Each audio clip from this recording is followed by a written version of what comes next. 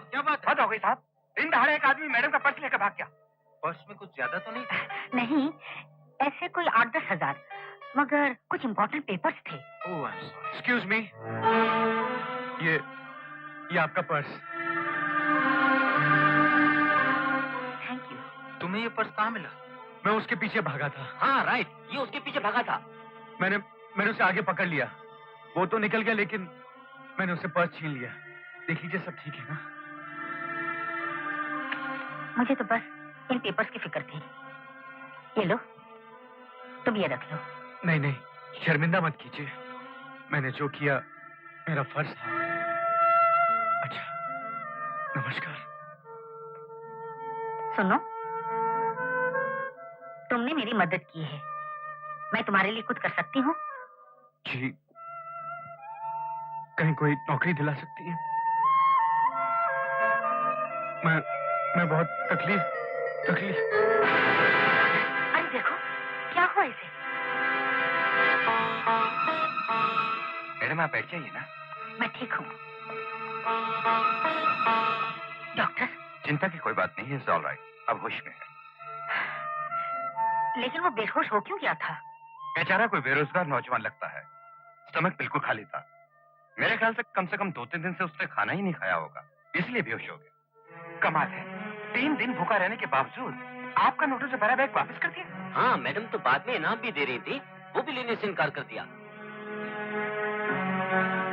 Doctor, क्या मैं उस लड़के से मिल सकती हूँ? नहीं, लेटे रहो।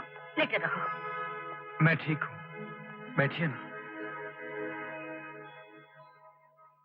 आपने बेकार यहाँ आने की तकलीफ की। नहीं, तकलीफ कैसी? तुम कहाँ रहते हो? तुम्हारे घर वालों की इत्तला करनी हो तो? जी, मेरा कोई नहीं है। कोई नहीं? माँ तो मेरे जन्म के साथ ही इस दुनिया से। पिताजी ने पाला, मेरी उम्र 15 बरस की थी, तब वो भी इस दुनिया से। बच्चा मैं एक दिन। नहीं, ऐसा नहीं कहते। क्या करते थे तुम्हारे पिताजी? टीचर थे, मास्टर दीनानाथ। हमेशा कहते थे, अरुण बेटे, मेरे पास कोई दौलत है तो ये ईमानदारी। एक खजाना तुम्हें देकर जा रहा हूं, इसे कभी लुटने ना देना मेरे लाल। पता नहीं मैं अपने पिताजी के आदर्शों की रक्षा कर पाऊंगा या नहीं। क्यों नहीं कर पाओगे? कर तो रहे हो। आज अगर तुम्हारे पिता मास्टर दीनानाथ होते तो तुम पर फख्र करते, वो गौरव करते। Thank you. देखो, तुम्हें नौकरी की जरूरत है और मुझे तुम जैसे ईमानदार इंसान की। इसलिए समझो कि आज से तुम मेरे लिए काम कर रहे हो, मेरे साथ चल रहे हो।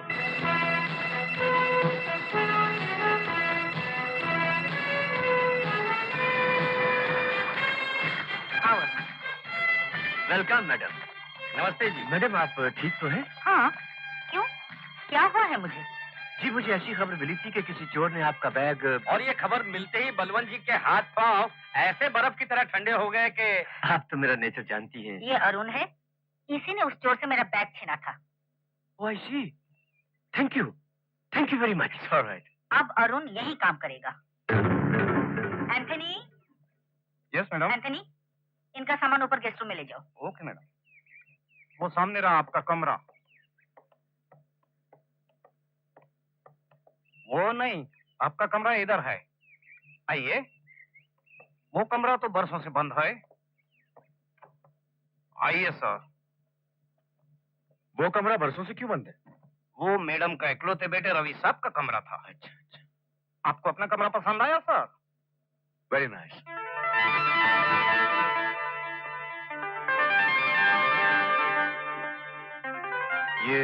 ये बोतल? वो लगता है सर पिछला हफ्ता मैडम का कुछ गेस्ट आया था, उनकी होगी, लाइए। सर, आपको किसी चीज का जरूरत हो तो घंटी बजा दीजिएगा। Thank you. You are most welcome sir.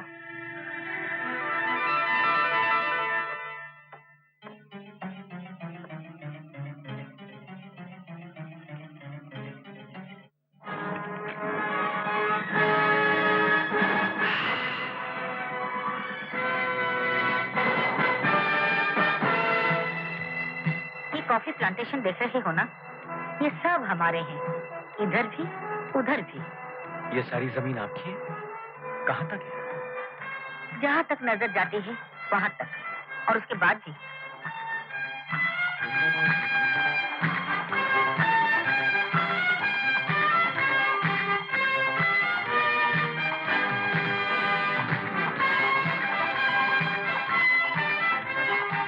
आइए।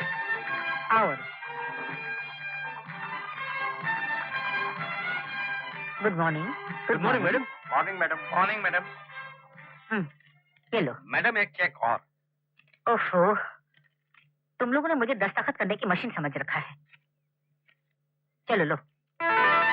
Excuse me madam, coffee seeds processing के लिए जो हम नया प्लांट लगा रहे हैं उसका ब्लूप्रिंट तैयार हो गया है। आप अगर एक नजर से देख लेती तो। Oh sure.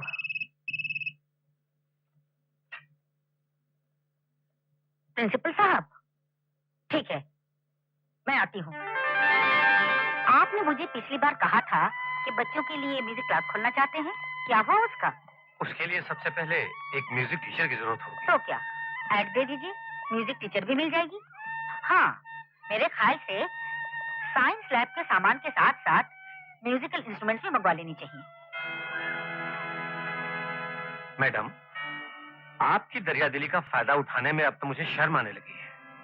ये स्कूल और फिर कितने अनाथ आश्रम, कितने विधवा आश्रम, मैं क्या कहूँ आपसे? कुछ मत कहिए प्रिंसिपल साहब, सच तो ये है, मेरी वजह से, सिर्फ मेरी वजह से दुनिया में कहीं एक विधवा न जाने किस हाल में होगी। मैं कैसे भूल सकती हूँ उसकी औलाद को? अनाथ की जिंदगी मैंने दी है। आप अपने आप को बहुत सख्ती से देखती हैं मैडम।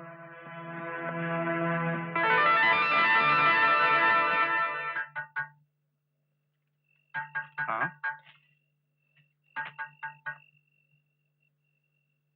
सर, आप बेल बजा दिया होता। मैं अंदर आ सकता हूँ? प्लीज आइए सर।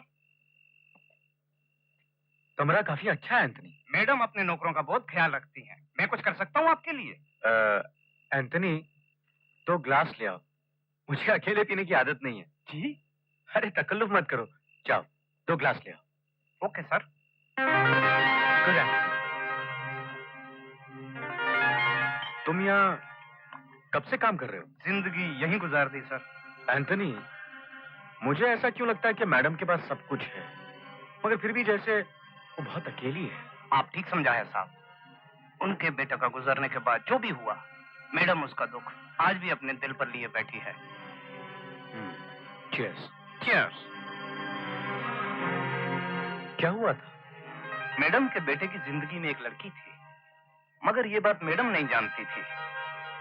रवि के दोस्त संजय गुप्ता ने जब ये बात उन्हें बताई, तब बहुत देर हो चुकी थी। इसलिए